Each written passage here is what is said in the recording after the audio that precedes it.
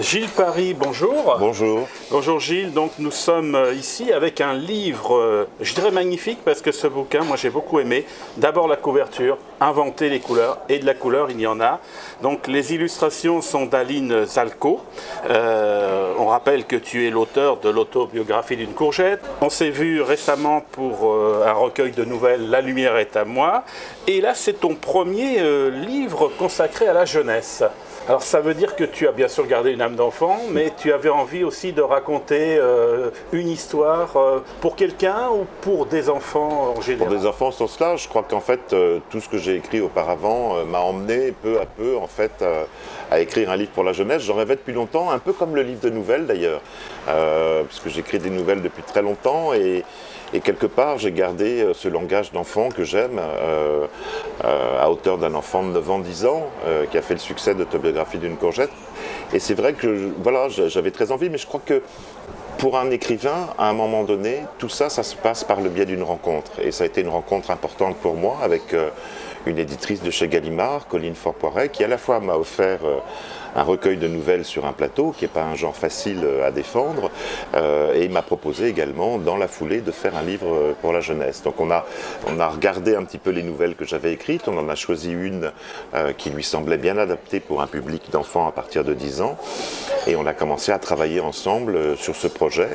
Elle m'a présenter le travail d'Aline Zalco, qui est très particulier, qui sont des dessins presque africains. Il y a une espèce de couleur comme ça, très prédominante, très forte, très originale.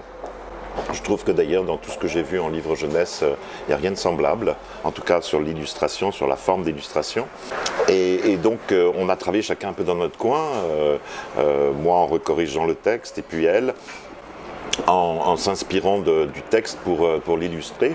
Et je trouve qu'elle a réussi quelque chose de très unique, de très fort, parce que un écrivain, par exemple, dans un texte, surtout un texte qui est relativement court, c'est un roman court, comme on dit, a plein dans sa tête d'images très précises, de clins d'œil. Il y a toujours des tournures de phrases qu'on aime particulièrement, un peu plus que les autres. Et je trouve qu'Aline a su entrer dans le texte de la même manière que je l'ai écrit. C'est-à-dire qu'au fond, elle a sorti du texte des détails qu'elle a illustrés, qu'elle a dessinés, et il se trouve que ce sont les détails qui comptent le plus dans l'histoire. Alors l'histoire, c'est celle d'Hippolyte, voilà. un gamin qui vit à Longjumeau. Hein. Voilà. Alors, je connais Longjumeau, c'est pas si triste que ça, mais dans l'environnement où il est, lui, c'est pas forcément non, d'ailleurs, l'idée, c'était pas de choisir une banlieue triste, en guillemets. L'idée, c'était, j'aime bien changer, à chaque livre, j'aime bien changer d'endroit. Je veux pas que, c'est pas parce que je suis parisien que je veux que tous mes livres se passent à Paris. Et donc, j'essaye de choisir des lieux comme ça. J'étais tombé sur un prospectus en fait qui parlait de Longjumeau et de ses écoles, et particulièrement d'une école où tout était rythmé au son de la cloche, qui m'avait beaucoup plu parce que je m'étais dit, au fond, si j'écrivais une histoire qui se passe dans une banlieue parisienne, j'aimerais bien que ça soit 24 heures de la vie d'un enfant qui, quelque part, symbolise et représente sa vie complète, quoi. C'est-à-dire qu'une journée dans la vie d'Hippolyte, c'est comme si on passait un mois ou un an avec lui. Alors Gilles, donc on revient sur ce Hippolyte. Alors c'est on ne peut pas dire un garnement, c'est un gamin qui est peu espiègle. L'école pour lui, c'est plutôt un terrain de jeu. Je pense que ça l'est pour beaucoup d'enfants, hein, je crois. Voilà. Après, c'est toujours l'idée de ces enfants laissés à eux-mêmes, au fond, à l'école. Lui a une particularité, c'est que son père, travaillant à l'usine et travaillant tôt, il est déposé à l'école bien avant tous les autres enfants. Et donc, il faut bien qu'on l'occupe quelque part devant 7h, 7h30 qu'il a à passer avant que tous les enfants arrivent. Donc, il dessine. Voilà, il adore dessiner, c'est son truc, et il invente des couleurs d'une certaine manière, puisqu'il ne respecte pas les couleurs telles qu'elles arrivent. Pour lui, un ciel n'est pas forcément bleu ou gris, mais il peut être rouge, une maison va devenir un arc-en-ciel, voilà, il change les couleurs, il invente des couleurs, et il se crée un univers très particulier en fait. Alors au-delà de tout ça, bien sûr, il y a ce papa qui travaille à l'usine, qui rentre fatigué, il n'y a pas de maman? Non, elle est partie avec le voisin. Voilà. Elle est partie avec le voisin dans un pays où il fait chaud en plus, et où tout est moins cher forcément, et où la vie est forcément plus belle. Et donc il y a des cartes postales qui circulent, que la mère envoie de temps à autre, mais le père les déchire visiblement et les met au fond de la poubelle. Et Hippolyte essaie de recoller les morceaux pour imaginer cette vie, d'ailleurs qu'il a du mal à comprendre parce qu'il n'a jamais voyagé avec son père, il ne connaît que Longjumeau. Et donc cette mer Méditerranée dont on lui parle, c'est quelque chose qu'il a regardé dans les livres, mais il est presque persuadé qu'il ne la verra jamais, ni lui ni son père d'ailleurs. Et il y a les copains, alors les bons copains, et puis les autres aussi. C'est vraiment un melting pot de tout Oui, c'est un melting pot de mixité tel qu'on les trouve à l'école aujourd'hui. Je veux dire, c'est pas spécifique à la banlieue, à Paris aussi. Je veux dire, c'est maintenant, la mixité, elle est partout. Mais j'étais très attiré par un dessin qui circulait ces jours-ci sur les réseaux sociaux, qui était assez joli. C'est un monsieur qui s'adresse à un enfant et qui lui dit « Mais alors, dans ton école, t'as des musulmans, t'as des arabes, t'as des noirs et tout ça ?» Alors l'enfant le regarde et puis il lui dit « Non, dans mon école, il n'y a que des enfants. » Voilà, et je trouve que c'est très respectueux de ce que les enfants pensent entre eux, parce que cette mixité, en fait, elle est parce qu'il y a cet âge d'innocence, ce qui ne les empêche pas d'être un peu cruels aussi, parfois entre eux. Hein. Ils traitent parfois Fatou de sale noir, qu'ils le traitent de sale blanc d'ailleurs. Mais à cet âge-là, je trouve qu'il y a une espèce de... C'est encore possible, je veux dire, c'est pas un acte raciste du tout, et donc en fait, c'est ce qu'explique d'ailleurs très bien Hippolyte, c'est-à-dire qu'au fond, il se sent très à l'aise avec tous ses enfants. Bon, après, il y a toujours le premier de la classe, Antard, qui évidemment rafle toutes les récompenses. Donc, les premiers, c'est un peu les faillots en général. Si vous remarquez d'ailleurs les personnalités aujourd'hui qui s'expriment à la télévision, généralement, ils sont très fiers de dire qu'ils ont été des cancres.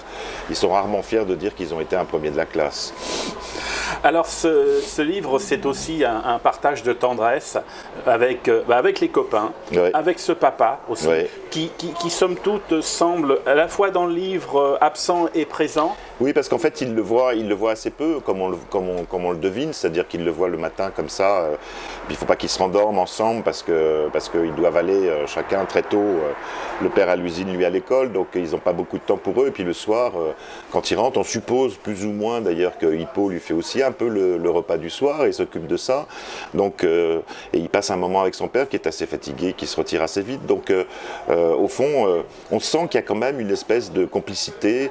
Il y a quelque chose qui se passe entre eux d'assez fort, quoi. Voilà, et il est très fier, lui est très fier de son père, quoi, je dirais, et le père est assez fier de ce que fait son fils dans la journée. Lui n'a pas envie de raconter ses journées à l'usine, mais il n'a qu'une envie quand il rentre, c'est de savoir ce que son fils a fait à l'école.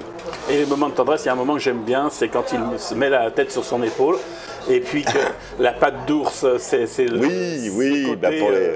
Voilà, je crois que c'est d'ailleurs aussi l'idée d'Aline Zalco, l'illustratrice, qui en a fait la couverture. Au fond, c'est une photo très tendre aussi. C'est une fusion. C'est des rapports un peu fusionnels entre le père et le fils. Moi, j'avoue que j'ai eu dans ma vie des difficultés de communication avec le mien, et que je trouve assez beau dans mes romans en général d'imaginer une fusion que j'ai pas eu moi, mais que j'arrive à reproduire en fait à travers mes personnages.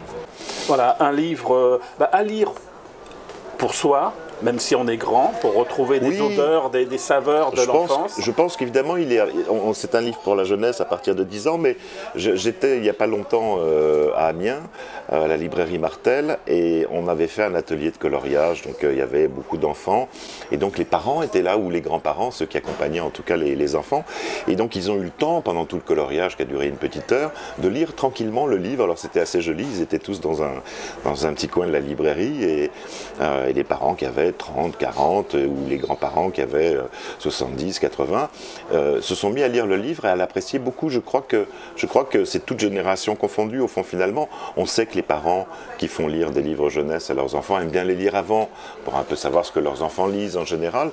Moi, j'aime bien cette idée de circulation, ça me plaît bien.